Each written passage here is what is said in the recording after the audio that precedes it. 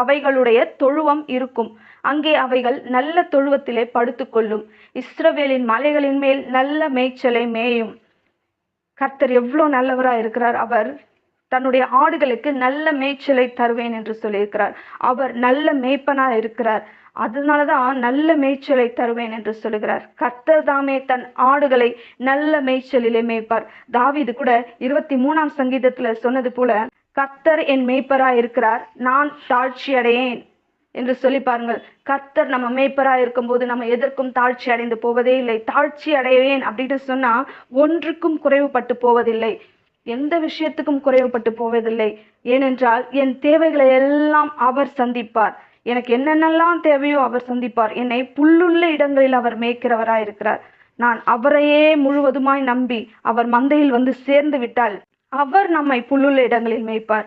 நமக்கு திருப்தியாய் சாப்பிடும்படி